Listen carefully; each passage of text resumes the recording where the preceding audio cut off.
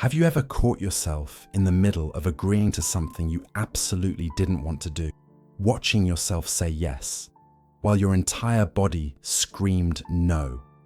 Have you felt that sinking sensation when someone asks for your opinion and you realize you don't actually know what you think because you're too busy calculating what they want to hear?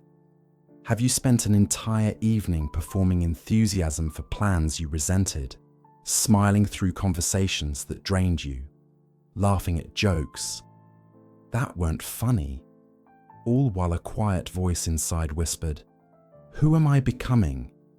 If you've ever felt like a stranger in your own life, like you're living someone else's script, playing a character designed by committee, approved by everyone except you, then you understand what Erich Fromm called the central tragedy of modern existence. The slow, almost invisible process of erasing yourself in exchange for acceptance, of trading your authentic self for the appearance of harmony, of becoming so good at pleasing others that you forget there was ever a you to please. Erich Fromm, one of the most profound psychoanalysts and social philosophers of the 20th century, spent his life studying a devastating question. Why do people choose chains when freedom is available? Why do we flee from the very thing we claim to want, the freedom to be ourselves? And what he discovered was both terrifying and liberating. Because the need to please everyone isn't generosity. It isn't kindness. It's what Fromm called escape from freedom, a psychological defense mechanism where you surrender your authentic self to avoid the unbearable weight of being a separate, responsible, visible individual. Today, we're going to descend into the psychology of people-pleasing, not the surface-level advice about saying no or setting boundaries. We're going deeper. We're going to understand why you betray yourself, why approval from others feels like oxygen, why the thought of disappointing someone creates physical pain in your chest. Because Fromm believed that understanding this pattern is the first step toward reclaiming what you've lost. Yourself. The one you buried so deep you're not even sure it still exists. So if you've ever wondered why you can't just be yourself, why you feel hollow even when everyone likes you, why success feels empty when it's built on a version of you that isn't real, stay with me. Because what you're about to discover isn't just psychology. It's the map back to yourself. Let me tell you something Erich Fromm understood that most people never see. When you need to please everyone, you're not being kind, you're being terrified. And there's a profound difference. Fromm identified what he called automaton conformity. It's the process by which a person adopts the personality, the culture, the family, the social group expects, and mistakes that adopted personality for their authentic self. You become a perfectly functioning robot, saying the right things, wearing the right mask, performing the right emotions. And the tragedy is, you do it so well that even you believe it's real. But here's what Fromm discovered. This conformity doesn't come from strength. It comes from a desperate primal terror of what he called aloneness. Not loneliness, which is the pain of being without others, but aloneness, the existential reality that you are a separate being, responsible for your own existence, your own choices, your own meaning. And that reality is so overwhelming, so terrifying, that most people will do anything to escape it, including erasing themselves. Think about what happens when you're a child. You're born as a unique individual, full of authentic impulses, desires, reactions. But very quickly, you learn that some of those impulses are acceptable and some are not. Crying too much makes you difficult. Being too loud makes you annoying. Wanting attention makes you needy. Having strong opinions makes you stubborn.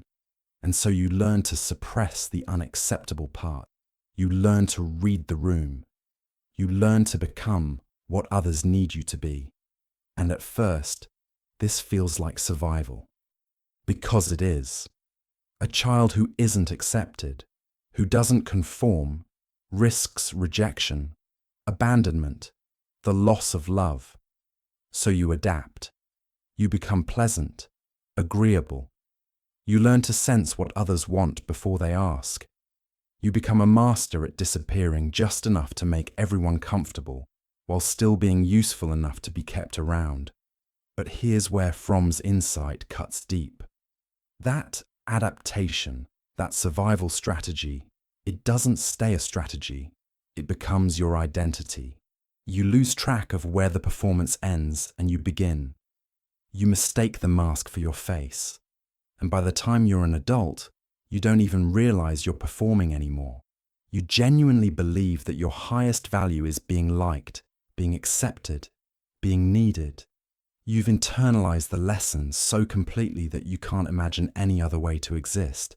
Fromm called this the marketing character. You've turned yourself into a product, a commodity to be bought and sold on the market of social approval. And like any good product, you've learned to be adaptable, to change your features based on what the customer wants. Different personality for work, different personality for friends, different personality for family. You're everyone's perfect companion and nobody's real person. And here's the brutal irony. The more you succeed at pleasing everyone, the emptier you feel. Because deep down, in a place you're afraid to look, you know the truth. Nobody actually knows you. They know the version you've sold them. They like the performance you've perfected. But you, the real you, with messy thoughts and inconvenient feelings and opinions that might create conflict, that person has been so deeply buried that you're not even sure they exist anymore. Fromm understood that this creates a specific kind of suffering. It's not dramatic. It's not a breakdown. It's a slow hollowing out, a quiet desperation. You have friends, but you feel alone. You have relationships, but you feel unseen. You have success, but it feels meaningless because it belongs to someone else, the character you created, not the person you are. And the worst part, you can't stop because you've built your entire sense of safety on being needed, being liked, being useful. The thought of being yourself, your actual self with boundaries and preferences, and the capacity to disappoint people feels like death. Because in a way, it is. It's the death of the false self, the death of the comfortable lie, the death of the illusion that you can be safe by being everything to everyone. But Fromm would tell you this, that death is necessary, because only when the false self dies can the real self finally breathe. And if you've spent your entire life pleasing others, it's time to understand exactly what you've been running from. And more importantly, what's waiting for you when you finally stop. The first sign, you've forgotten what you actually want. Here's how the pattern reveals itself. Someone asks you a simple question. What do you want for dinner? Where should we go this weekend? What movie do you want to watch? And you feel that familiar blankness, that moment of panic, because you genuinely don't know. Not because you're easygoing, but because you've spent so long calculating what others want that you've lost access to your own desires. Fromm understood that this isn't a personality trait. It's a psychological amputation. You've cut off your own wanting, because wanting creates the possibility of conflict. If you express a preference and someone else disagrees, there's tension. If you state what you need and someone can't provide it, there's disappointment. And you've learned that your job is to prevent those moments at any cost, even if the cost is yourself. Think about how this plays out in relationships. Your partner asks what you want to do tonight. You say, I'm fine with whatever you want. They insist, no, really. What do you want? And you feel irritation rising, not at them, at yourself, because you should know. Normal people know what they want, but you don't, not because the desire isn't there, but because you've trained yourself to scan for what they want first, to adjust your answer to match their preference, to make yourself easy, or consider your career. Someone asks what your dream job would be, and you freeze because you've spent your entire professional life figuring out what others need from you, what your parents wanted you to be, what would impress your peers, what would make you valuable to employers. But what you actually want, that signal is so faint you can barely hear it. And when you try to listen, all you hear is static and other people's voices. Fromm called this loss of self. You haven't just lost touch with your preferences, you've lost touch with your entire inner world. Your thoughts are crowded with what others think. Your feelings are determined by how others react. Your dreams are shaped by what others will approve of. You're like a hollow instrument that only makes sound when someone else blows through you. And here's what makes it worse. People often praise you for this. They call you flexible, easygoing, low maintenance. They love that you never complicate things, never make demands, never create conflict. And part of you feels proud.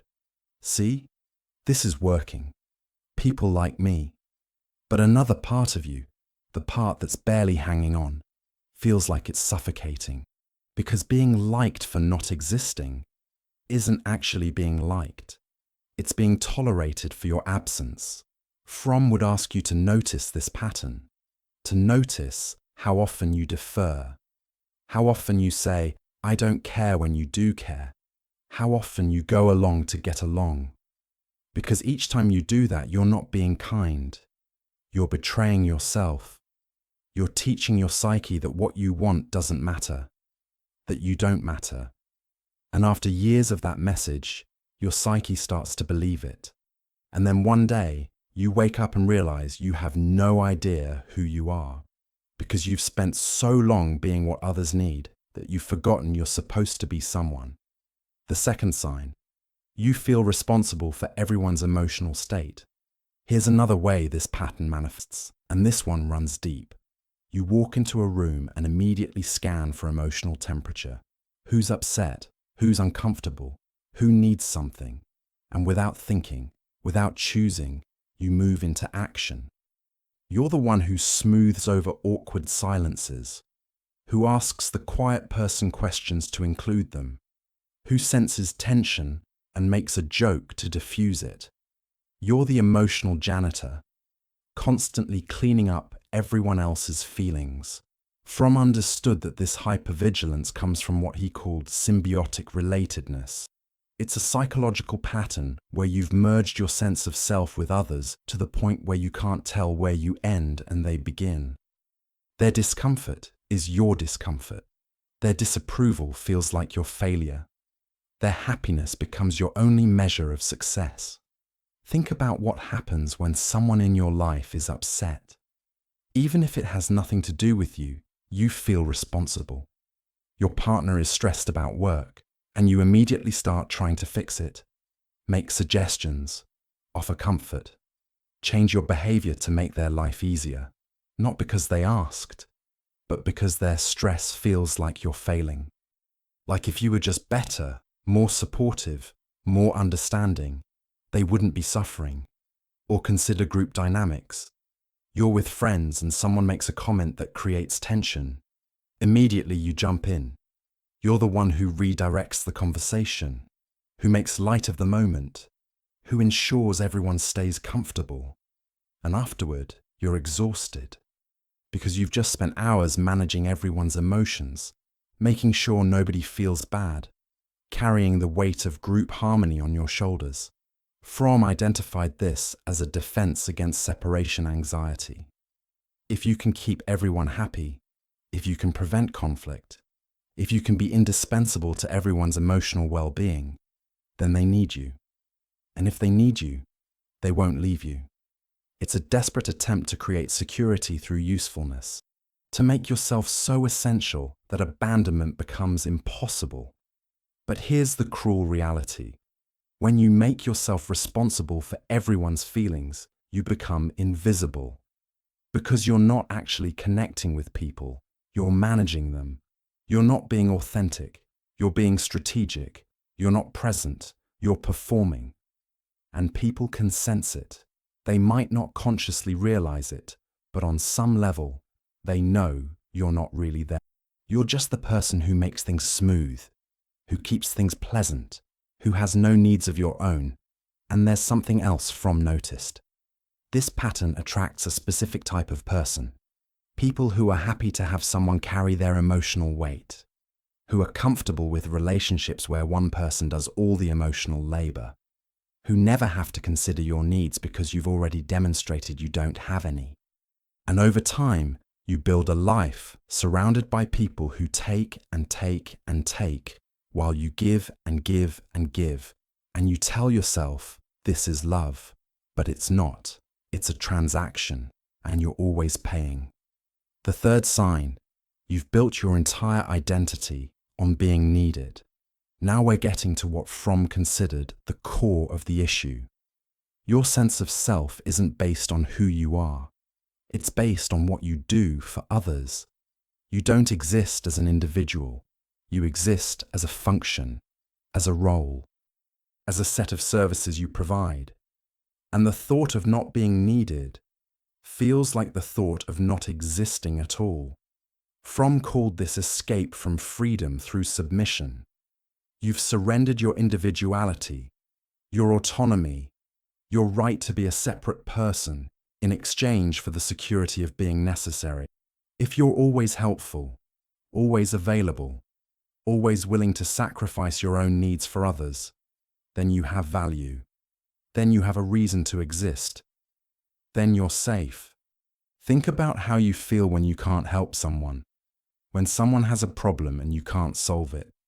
Or worse, when someone solves their own problem without you, you feel anxious, useless, like your purpose has been taken away. Because your purpose has been taken away. Your entire sense of worth is tied to being needed. Or consider what happens when you're alone. When there's nobody to help, nobody to please, nobody whose needs can organize your time and energy.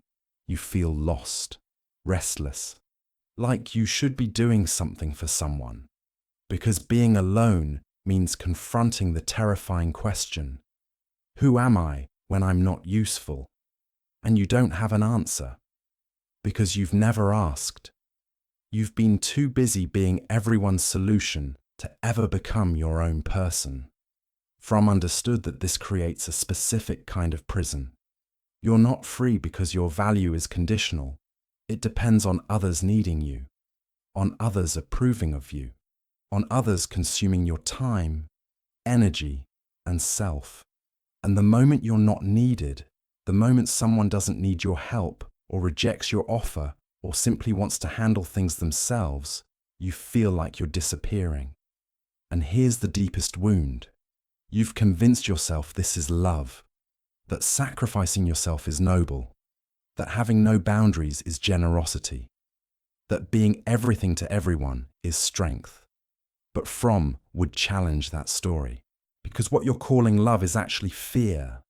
Fear of being alone, fear of being seen as selfish, fear of existing as a separate person who might not be accepted. Real love, what Fromm called productive love, comes from abundance, from fullness, from a secure sense of self that can give without depleting. But you're not giving from fullness. You're giving from emptiness, from desperation, from the terrified belief that if you stop being useful, you'll finally be exposed as worthless. And that's not love, that's survival. And survival isn't living. The fourth sign, you can't tolerate conflict, even healthy conflict. Here's where the pattern becomes most visible. Conflict, even minor disagreement, feels dangerous to you. Someone expresses disappointment in you, and your entire system goes into panic mode. You immediately apologize, immediately try to fix it, immediately contort yourself to restore harmony. Because conflict, to you, doesn't mean two people with different perspectives. It means imminent rejection. Fromm understood that this comes from what he called negative freedom. You're free from conflict, free from tension, free from anyone being upset with you. But you've achieved that freedom by surrendering positive freedom, the freedom to be yourself, to have your own opinions, to exist as a separate person who inevitably disappoints people sometimes. Think about what happens when you disagree with someone. Even when you know they're wrong, even when staying silent means compromising your values, you can't speak up. Because speaking up means conflict. And conflict means someone might not like you. And someone not liking you feels like death. So you stay quiet. You nod along. You betray your own truth to keep the peace. Or consider your relationships. Your partner does something that genuinely hurts you. A healthy response would be to address it, to say, "This isn't okay, I need this to change," but you can't, because addressing it means conflict, means they might get defensive, means they might be upset with you. So instead, you minimize, you tell yourself it's not that bad. You find ways to excuse their behavior, and slowly, quietly, you build a relationship where your needs don't exist and their comfort is the only thing that matters. Fromm saw this as the ultimate surrender. Because when you can't tolerate conflict, you can't have authentic relationships. Real intimacy requires the ability to be different, to disagree, to assert your needs, even when it creates temporary discomfort. But you've traded intimacy for harmony, connection for comfort, truth for approval. And the cost is devastating. You attract people who don't have to consider you, who can be careless with your feelings because they know you'll never call them out, who can take and take because you'll never stop giving. And you end up in relationships that look peaceful from the outside but feel hollow from the inside. Because peace without truth isn't peace, it's just the absence of honesty. The fifth sign. You're exhausted and resentful, but you can't stop. Here's the final sign, and it's the one that brings people to their breaking point. You're tired, soul tired, exhausted from constantly monitoring everyone else's needs, constantly adapting, constantly performing, but you can't stop, because stopping means facing something you've been running from your entire life, the possibility that if you're not useful, you're not lovable. Fromm called this the paradox of freedom. You're trapped in a pattern that's destroying you. But the thought of breaking free is more terrifying than staying trapped. Because freedom means responsibility. It means being a separate individual who has to create their own meaning, make their own choices, risk their own rejection. And you've spent your entire life avoiding exactly that. And there's something else. The resentment. You won't admit it, maybe can't admit it, but it's there, simmering beneath all the smiles and accommodation. You resent the people you've spent your life pleasing. You resent that they take without giving, that they expect without appreciating, that they've learned to see you as a function, not a person. But you can't express that resentment, because expressing it would shatter the illusion that you're happy to help, that you have no needs, that you're perfectly content being everyone's support system. So the resentment goes underground. It becomes passive aggression, subtle withdrawal, fantasies of escaping everyone. But you can't escape because you've built your entire identity on being needed. And without that identity, who are you? That's the question Fromm knew you were avoiding. That's the question that keeps you trapped. Because as long as you don't know who you are, you need others to tell you. And the only way they can tell you is if you become what they need. But here's what Fromm spent his life trying to teach. That question, who am I when I'm not performing, is not the end. It's the beginning. It's the beginning of what he called positive freedom. The freedom to create yourself, to discover your authentic desires, to exist as a full person, not a function, to love from abundance rather than fear, to connect from truth rather than strategy.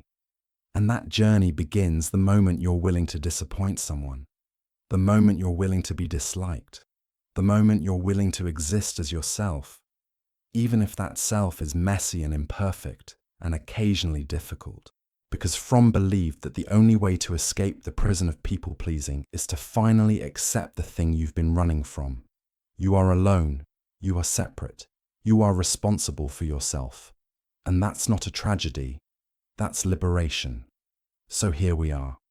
We've journeyed through the psychology of people-pleasing, guided by Erich Fromm's profound understanding of freedom, identity, and the terror of being oneself. And if you've recognized yourself in these patterns, if you've felt that uncomfortable recognition of a life spent performing rather than living, I want you to understand something. This awareness, painful as it is the first crack in the prison wall.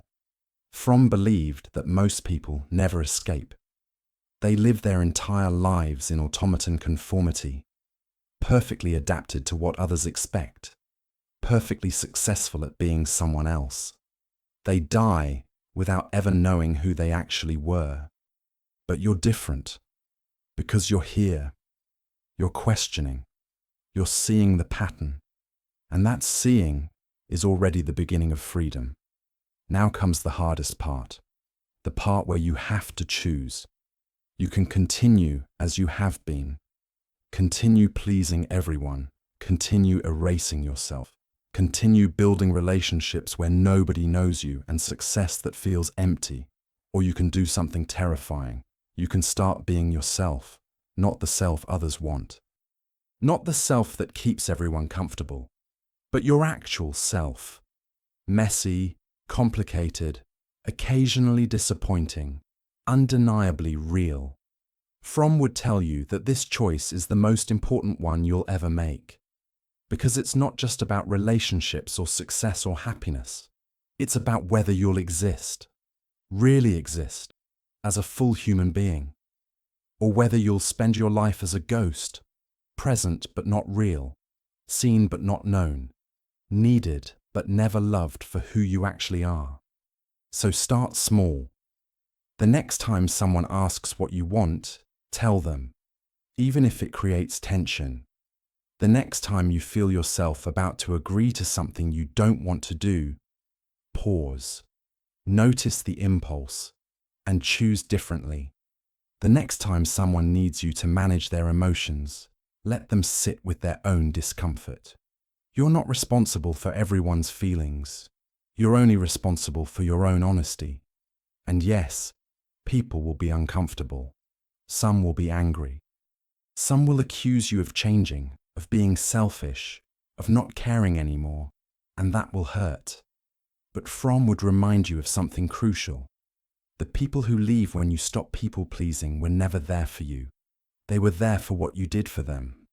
And losing people who only valued your function isn't loss. It's clarity. Because when you finally stop performing, when you finally exist as yourself, something miraculous happens.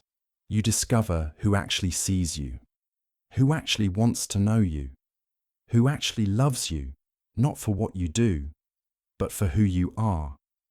And those people, the ones who stay when you're difficult, who value you when you're honest, who love you when you finally take up space, those are your people. And building a life with them is worth every uncomfortable moment of becoming yourself. Erich Fromm spent his life studying one fundamental question. Can humans bear the weight of freedom? Can we tolerate being separate individuals, responsible for our own existence, unable to hide in the comfort of conformity? And his answer was both challenging and hopeful. We can, but only if we're willing to face our terror. Only if we're willing to choose ourselves even when it costs us approval. Only if we're willing to be alone rather than erased. So stop trying to please everyone. Start trying to know yourself. Stop making yourself small. Start taking up space. Stop managing everyone's feelings. Start honoring your own. Because the truth Fromm discovered is this. You cannot love authentically while hating yourself. You cannot connect genuinely while performing constantly.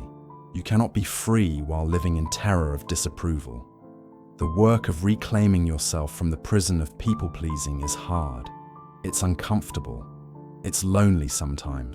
But it's the only way to live, really live. And after a lifetime of existing as everyone else's solution, don't you think you deserve to finally exist as yourself?